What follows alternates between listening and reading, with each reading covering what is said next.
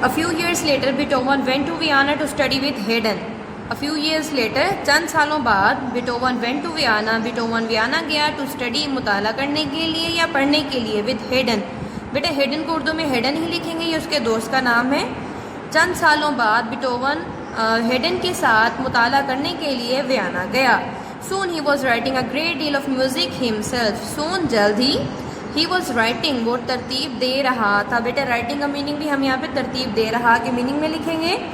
Great deal बहुत ज़्यादा, जल्द ही वो खुद मौसीकी को बहुत ज़्यादा मौसीकी को तरतीब दे रहा था. बेटा नेक्स्ट पैराग्राफ आपका बहुत इंपॉर्टेंट है ट्रांसलेशन के लिए, तवज्जो से सुनिएगा. Beethoven had an ugly face and a very bad temper. अगली फेस बदसूरत चेहरा, बैड टेम्पर बुरा मिजाज. Beethoven का बदसूरत चेहरा और बहुत बुरा मिजाज था. But he also had a great deal of charm. Great deal बहुत ज़्यादा, चार्म दिलकशी, लेकिन उसमें बहुत ज़्यादा दिलकशी भी थी.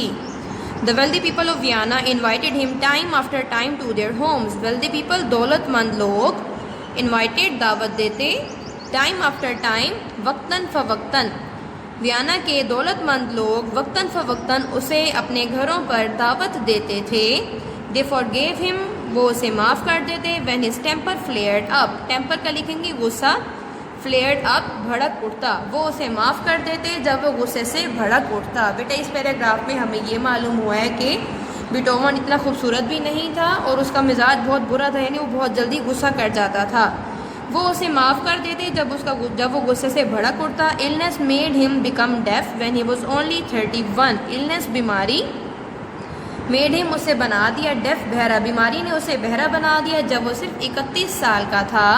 During the rest of his life he was often ill. अपनी बाकी ज़िंदगी के दौरान वो अक्सर बीमार रहता था. He was often worried about money too. Worried परेशान था, वो अक्सर पैसों के बारे में भी परेशान था या वो अक्सर पैसों के लिए भी परेशान रहता था. Beethoven wrote long compositions and short ones, happy ones and sad ones, gentle ones and exciting ones. Wrote तरतीब दी. Long compositions तवील धुनें, short ones मुख्तसर, happy ones खुश, sad ones उदास, gentle ones हल्की फुल्की, exciting ones पुरजोश. Beethoven ने तवील और मुख्तसर, खुश और उदास, हल्की फुल्की और पुरजोश धुनें तरतीब दी. His 9 symphonies were among his masterpieces. Symphonies धुनें, masterpieces का बेटा मीनिंग लिखेंगे शाहकारों. उसकी 9 धुनें उसके शाहकारों में हैं या उसकी 9 धुनें उसके शाहकारों में शामिल हैं. जी बेटा लेसन 22 इस पंचुएशन, आपकी ग्रामर पोर्शन का ये लेसन है पंचुएशन का. पंचुएशन में एक्चुअली ये होता है, हम लोगों को ये बताया जाता है कि किस तरह से हमने तमाम सेंटेंसेस को स्टार्ट करना होता है, किस तरह से एक एंडिंग होती है. आप लोग जैसा कि जानते हैं जब भी हम कोई न्यू सेंटेंस स्टार्ट करते हैं हम लोग हमेशा कैपिटल अल्फ़ाबेट से स्टार्ट करते हैं. जब हमारा सेंटेंस वो ख़त्म होता है तो हम लोग एंड में फुल स्टॉप लगाते होते हैं. जब हम लोग कोई क्वेश्चन कर रहे होते हैं तो हम एंड में क्वेश्चन मार्क पुट करते होते हैं. अगर हमारा कोई एक्सप्रेशन होता है, कोई सडन फीलिंग होती है तो हम लोग एक्सक्लेमेशन मार्क लगाते हैं. बेटा ये तमाम चीज़ें आप लोगों की पंचुएशन में शामिल हैं. कैपिटल लेटर्स का लिखना, फुल स्टॉप का यूज़ होता है और इसके अलावा कॉमास का यूज़ होता है, क्वेश्चन मार्क का यूज़ होता है. बेटा इसी से रिलेटेड कुछ एक्सरसाइजेज उन्होंने आपको दी हैं. आइए अब एक्सरसाइजेज देखते हैं. जी बेटे ये आपकी फर्स्ट एक्सरसाइज है. देखिए पेज 193 पे punctuate the following sentences using the appropriate terminal punctuation marks and capital letters. सबसे पहले हम लोग क्या करेंगे, हमारे तमाम सेंटेंसेस के फर्स्ट वर्ड को फर्स्ट अल्फ़ाबेट को कट करके हम लोगों ने कैपिटल करना है. इस तरह से जैसे मनीला, बेटा ये नेम है तो हमने इसका क्या किया, प्रॉपर नाउन है, हमने इसका एम कैपिटल कर दिया. और हर सेंटेंस के एंड में बेटा हम लोगों ने फुल स्टॉप का यूज़ किया है. जहाँ पे एक्सक्लेमेशन मार्क आना होगा, कोई एक्सप्रेशन है एक्सक्लेमेशन मार्क लगाना है. जहाँ पे कोई क्वेश्चन मार्क इंट्रोगेटिव सेंटेंस है वहाँ पे हम लोगों ने क्वेश्चन मार्क पुट किया. यहाँ देख लें Manila is the capital of the Philippines. बेटा मनीला का एम कैपिटल करिएगा, फिलिपाइंस का पी कैपिटल करिएगा और एंड में लगाइएगा full stop. Next, only the best are selected to study at Oxford University. Only का ओ कैपिटल करेंगे. बेटा ऑक्सफोर्ड यूनिवर्सिटी एक प्रॉपर नाउन है, यूनिवर्सिटी का नेम है, तो हमने इसके अल्फ़ाबेट्स भी कैपिटल करने हैं. ऑक्सफोर्ड का ओ कैपिटल होगा, यूनिवर्सिटी का यू कैपिटल और एंड में full stop. Next, would you like to go there too. बेटा यहाँ देखिए वो हमसे पूछ रहे हैं कि आप क्या आप भी वहाँ जाना पसंद करोगे। तो सवालिया स्टेटमेंट है ये। तो हमने एंड में क्या लगाया, क्वेश्चन मार्क, और फर्स्ट अल्फ़ाबेट को हम लोगों ने कैपिटल किया। बेटा इसी तरह से आपने ये तमाम एक्सरसाइज को सॉल्व करना है। आइए अब नेक्स्ट एक्सरसाइज देखते हैं। जी बेटे second question, punctuate the following sentences by putting in commas where necessary. बेटा इस एक्सरसाइज में आपने जस्ट कॉमास लगा के पंचुएट करना है।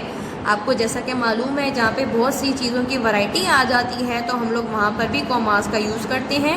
यही सब कुछ आपने इस सेंटेंस में करना है। हम लोग मोस्टली सेंटेंसेस को सेपरेट करने के लिए भी या उनको एक दूसरे के साथ कंटिन्यू करने के लिए, ज्वाइन करने के लिए भी कॉमास का यूज़ करते हैं। Number 1, well are you feeling better now. बेटा वेल के बाद आप लोगों ने कॉमा लगाना है।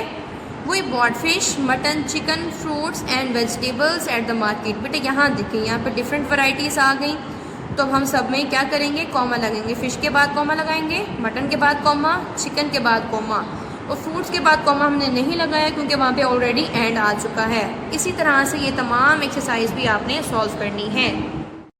जी बेटे ये नेक्स्ट पेज पर भी उसकी रिमेनिंग एक्सरसाइज है। ये सॉल्व कर लेने के बाद क्वेश्चन नंबर 3 है, पंचुएट द फॉलोइंग सेंटेंसेस। बेटे यहाँ पे आपने तमाम पंचुएशन मार्क्स यूज़ करके सेंटेंसेस को करेक्ट करना है, पंचुएट करना है। फर्स्ट ऑफ ऑल तमाम फर्स्ट अल्फ़ाबेट्स को आप लोगों ने कैपिटल करना होगा। उसके बाद सेंटेंस पढ़ने के बाद आप लोग देखिएगा वहाँ पे फुल स्टॉप सूटेबल है या क्वेश्चन मार्क सूटेबल है, वो आपने करना है। और जो जो प्रॉपर नाउन है, जैसे कि कोई किसी का नाम है, कोई स्कूल का नेम है, कोई यूनिवर्सिटी का नेम है, आपने उनको कैपिटल अल्फ़ाबेट से लिखना है। बेटे ये तमाम आप लोगों ने सॉल्व कर लेनी है। जी बेटे अब हम क्लास वर्क करने लगे हैं हमारे आज के लेसन का। फर्स्ट ऑफ ऑल आप लोगों ने डेट पुट करनी है। लिखेंगे Friday, May 21, 2021। Class work lesson 12 Beethoven। Answer this questions. Question 1, what reason does the writer give for saying that it is probably worse for a composer to be deaf than for anyone else? बेटा वो question में कह रहे हैं कि writer ने हमें कौन सी रीज़न दी थी, कौन सी वजह दी थी जब उसने ये कहा था कि एक कंपोज़र का बहरा होना किसी दूसरे की निस्बत ज़्यादा बदतर है। आंसर लिखेंगे हम लोग, the writer gives the reason for saying that it is probably worse for a composer to be deaf than for anyone else is that. बेटा यहाँ एल्स तक तमाम आप लोगों ने क्वेश्चन से देखकर ही लिखना है। अब वो वजह बताने लगा, इज़ दैट ये है कि the composer can not hear the music which he himself has written, कि एक जो कंपोज़र है, जो धुन साज है, वो म्यूज़िक नहीं सुन सकता जो उसने खुद लिखा होता है। एक नॉर्मल इंसान का बहरा होना तकलीफ़ देह है, लेकिन एक कंपोज़र जिसकी रोज़ी रोटी ही कंपोज करना है, म्यूज़िक बनाना है, जब वो उस म्यूज़िक को ही सुन नहीं पाएगा तो उसके लिए ज़्यादा अजियतनाक होगा। बेटे जी नेक्स्ट क्वेश्चन देखें। Which phrase in the 4th paragraph shows that Beethoven's career was determined for him. वो कह रही हैं 4th पैराग्राफ की जो एक फ्रेज़ है वो बताती है कि बीटोवन का करियर यानी उसका जो पेशा था वो कैसे उसके लिए मुंतखब शुदा था, कैसे उसके लिए डिटरमिन्ड किया गया था। आंसर लिखेंगी द फ्रेज़ इज़, वो फ्रेज़ हम लोगों ने बतानी है। आंसर लिखेंगे the phrase is his father decided to make a musician of him. उसके वालिद ने उसे एक मौसीकार बनाने का फ़ैसला किया था। जी बेटे नेक्स्ट क्वेश्चन 3 आप लोगों ने लिखना है, what did Beethoven's father insist that he do to become a musician. वो आपसे कहना चाह रहे हैं कि बीटोवन के वालिद ने क्यों इसरार किया था कि वो उसको एक म्यूजिशियन ही बनाएगा। आंसर लिखेंगी, और after all Beethoven had to practise on the violin and the clavier to become a musician. वो हर घंटे बीटोवन से सारंगी और क्लेवियर पे एक मश्क करवाया करते थे उसको म्यूजिशियन बनाने के लिए। बेटा नेक्स्ट आप लोगों ने लिखना है ट्रांसलेट इनटू उर्दू। एक पैराग्राफ हम लोग उसकी ट्रांसलेशन करेंगे। आइए आपको मैं बुक से पैराग्राफ भी दिखा दूँ। बेटा आपको बुक पे ये पैराग्राफ नज़र आ रहा होगा, बीटोवन से लेके मनी 2 तक मैंने अंडर ब्रैकेट किया। ये पैराग्राफ की ट्रांसलेशन हम लोगों ने आज नोटबुक पर करनी है।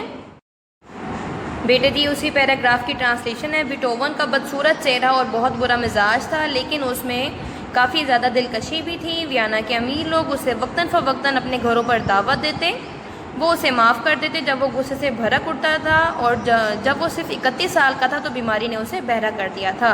बेटा ये था हमारा आज का क्लास वर्क। आपने नीट राइटिंग में अपना क्लास वर्क करना है।